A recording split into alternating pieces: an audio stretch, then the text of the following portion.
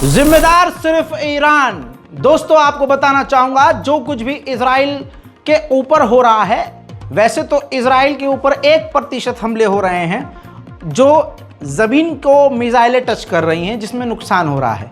बाकी 99% इजराइल पूरे middle east में जहां मर्जी वो हमले कर रहा है, आप उंगलियों पर गिन सकते हैं। लेकिन इजराइल के ऊपर 1% कहीं से भी हमला होता है तो जिम्मेदार सिर्फ ईरान होता है।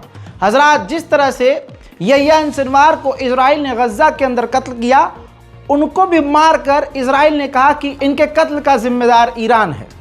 इसके बाद जब हमास ने कल इजराइल के ऊपर हमला किया और हिजबुल्लाह ने भी जब निशाना बनाया नेतन्याहू के घर को, वो एक अलग ही फेल्यूर था इजराइल का।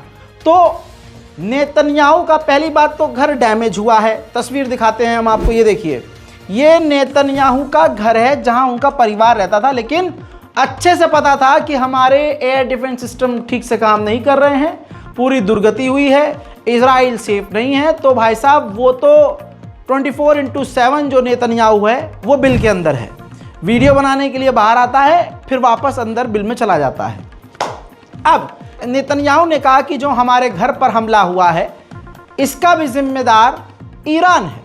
साथ ही अब जब नेतन्याहू के घर पर ड्रोन हमला हुआ, वो भी कामयाब हुआ, और नेतन्याहू के बिल्कुल बराबर में ही, घर के बराबर में ही मिसाइल जाकर गिरी और जिससे आग लग गई। अब इसकी जिम्मेदारी भी ईरान पर डालते हुए इजराइल के लोग, इजराइल के गवर्नमेंट के लोग मांग कर रहे हैं कि अब ईरान के ऊपर जो प्लान था हमारा कि छोटे मोटे हमले करेंगे, अब उन हमलों को लार्ज स्केल पर करना चाहिए और ईरान पर बड़े हमले करने चाहिए।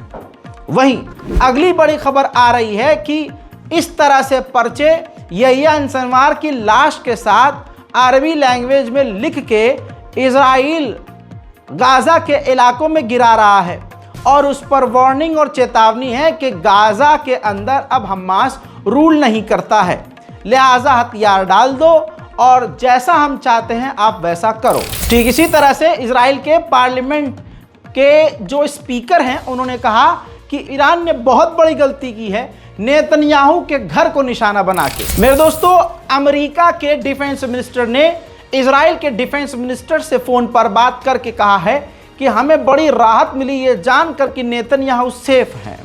हमें चिंता थी कि कहीं नेतन्याहू को कुछ न हो, लेकिन हमें खुशी है कि नेतन्याहू के घर के ऊपर हमला होने के बाद नेतन्याहू बिल्कुल सुरक्षित हैं। इसी तरह से नेतन्याहू को भड़काने के लिए डोनाल्ड ट्रंप ने भी मौका नहीं खोया।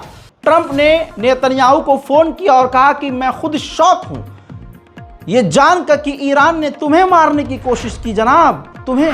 मेरे दोस्तों, इजराइल के मिनिस्टर ऑफ कल्चर ने कहा कि अब ईरान पर ऐसा हमला होगा कि ईरान के इतिहास में ऐसा हमला कभी ना हुआ था और ईरान को ज़िंदगी भर इसी तरह से लोग याद रखेंगे कि इजराइल ने उसका हाल क्या किया था। बहुत जल्द आयतुल्लाह खामनाई की, सुप्रीम लीडर की रिजीम पूरी तरह से ख़त्म होने वाली है। हजरात, 15-16 अक्टूबर को ही इजराइल ईरान के ऊपर बड़ा हमला करने वाला था, लेकिन जो डॉक्यूमेंट हमले से जुड़े हुए इजराइल ने अमेरिका को भेजे थे वो अमेरिका के यहाँ से ही हैक हो गए, जिसके बाद इस हमले को पोस्टपोन करना पड़ा।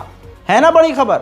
अब अमेरिका चिंता में है कि ऐसे ईरान के पास हैकर कैसे हैं कि भाई साहब उसने हमारी मिनिस्ट्री में घुसपैठ कर ली। मेरे दोस्तों, ईरान ने कहा है कि हमास अभी जिंदा है, हमास एक सोच है और हमास को मिटाया और हटाया नहीं जा सकता और फिलिस्तीनियन कॉज से अलग नहीं किया जा सकता।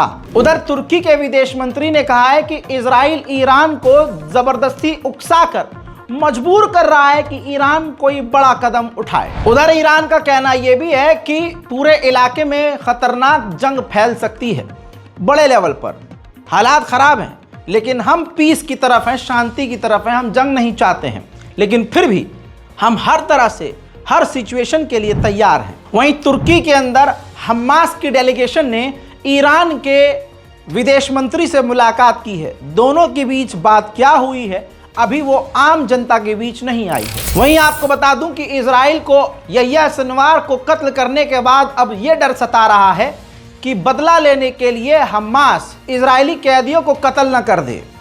अब ऐसे में जो यहिया सिनवार की बॉडी इजराइल अपने मुल्क चुरा कर लेके गया है, कहा जा रहा है कि यहिया सिनवार की बॉडी के बदले में वो डील करेगा, यानी अपने लोगों को छुड़ाएगा और तब हमास को वो बॉडी यहिया सिनवार की सौंपेगा। अब ये बात बिल्कुल क्लियर हो गई है कि अब जो भी हमास का नया लीडर बनेगा उसको भी इजराइल मार देगा।